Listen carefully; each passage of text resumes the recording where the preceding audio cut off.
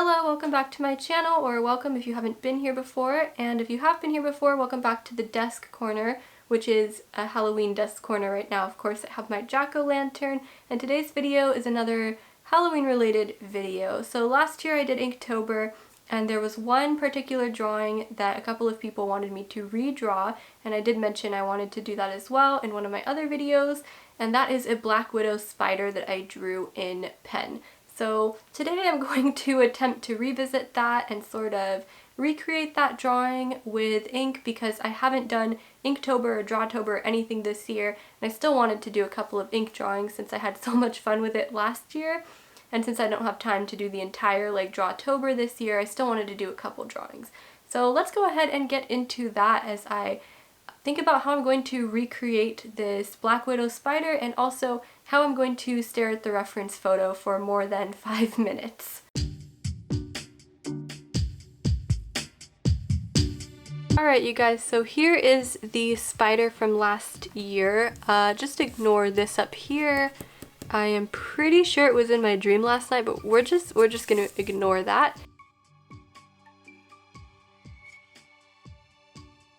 So the original was done with probably the medium and small pens here from this set, and I pretty much just used cross-hatching to shade.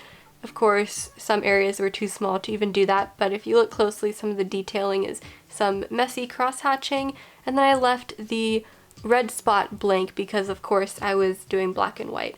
So what I want to do differently this time is I want to spend a little bit more time on it. I'm sure this only took me like 30 to 45 minutes because that's kind of how much time I spent on each of these drawings last year since I was doing one every day and I had a bit of a tight schedule. So I kind of had to do them quickly. So for this year, I also want to kind of make the spider more shiny, so I'm going to use my gel pen probably. It's going to be pretty horrific. I want the red spot to actually be red, so I haven't figured out if I'm going to use one of my red markers to do that or maybe a colored pencil. I'm not really sure. I probably will do that part last. And I'm going to use a different reference photo so the spider is posed differently as well. Okay, so let's go ahead and get started. You guys, these spider legs are incredibly difficult to draw, so I think this drawing is going to end up taking me longer than I thought, but I think the shading process is going to be a bit easier than the actual drawing process. I don't know. I'm also not sure how I'm going to do the red spot, but we are just going to start with the legs. Actually, I know how I'm going to do those, so we're just going to do that first and figure the rest out later. I'm starting off, of course, by lining the outline with my small pen, my small size, and I think that I'm really bad at ink lining because I have wobbly hands whenever I try to do it and I end up making mistakes. And I also have to be careful not to stain my hand with the ink either, so I was kind of moving the drawing around a bit while I was going. I also think I could have made that spot a little more natural looking and not so clean cut so that it looked more natural like my original drawing, but that's okay because I think this style was more illustrative than my original drawing anyways, and I kind of like experimenting with style sometimes. Another mistake I made, since apparently I don't know what I'm doing with ink, is I didn't leave my highlights in to begin with so that I could get super bright white highlights. I thought I could do that with a gel pen after, and I was wrong because I kept getting a gray color. So maybe the ink wasn't completely dry. I'm going to try to go back later and fix that probably after I'm done with this video entirely and see if I can get some brighter highlights in. Besides that though, the inking process went pretty well. I did make one mistake at the bottom there. One of the legs turned out to be wider at the end than it was supposed to be. Oops, I can't really fix that. So we're just gonna leave it. I think it looks kind of cool, like maybe from the perspective the spider's in, that leg is just like the first leg that's closest to you and that's why it looks wider. Yeah, we're just gonna go with that explanation. Okay, so that is the base layer done, and I've kind of figured out what I'm gonna do for the red spot area thing. So I am going to use markers, but I don't actually have a red-orange marker, and the spot looks a little red-orange, so I think I'm going to make my own red-orange, and then there's a bit of yellow shining in the spot as well, and I think a little bit of white, so I'm going to see if I have an off-white I could blend into.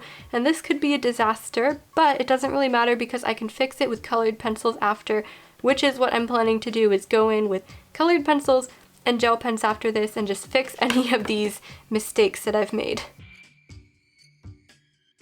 As I started to work on the spot, I got this feeling like maybe I was ruining it, and maybe I should have just used colored pencils to do the red spot since I didn't have a red-orange marker, so I had to make my own red-orange, and I don't really know if it went very well.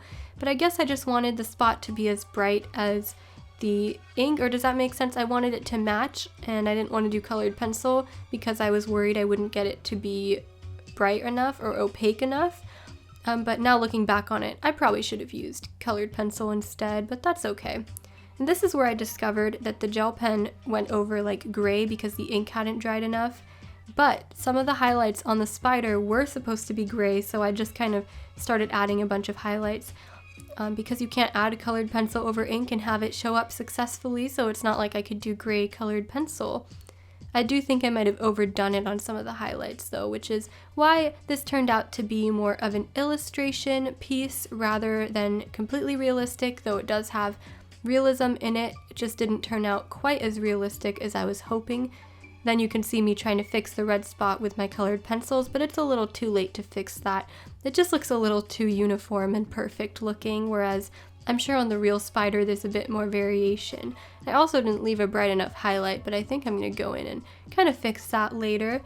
Besides that though, I think that this drawing was going pretty well. I was mostly frustrated with the fact I couldn't get a bright white highlight.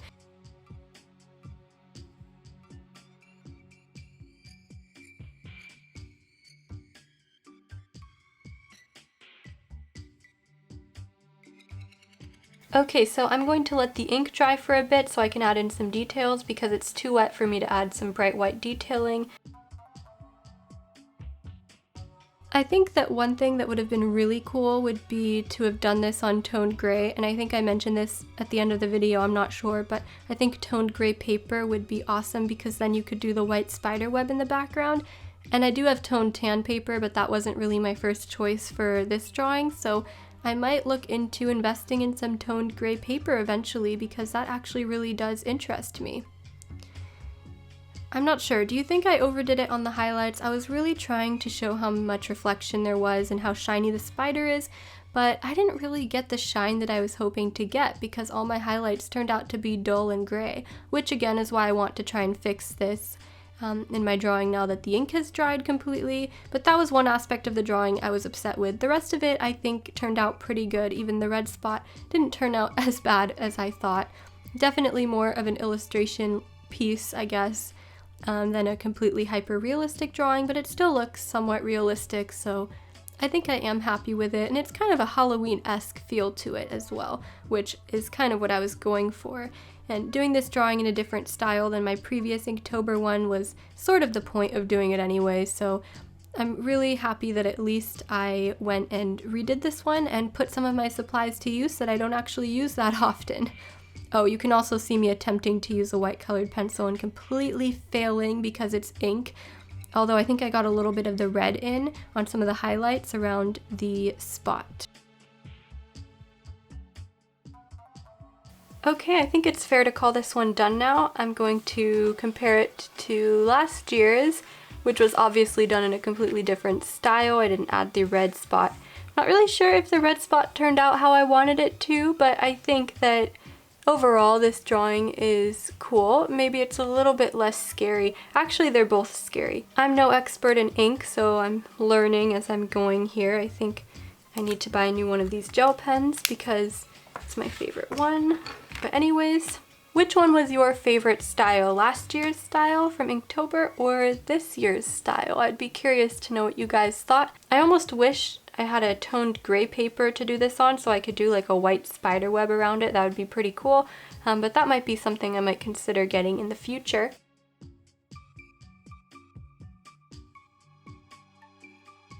This was a really fun, quick Halloween drawing for me to do, and I hope you guys enjoyed this video as much as I enjoyed making it.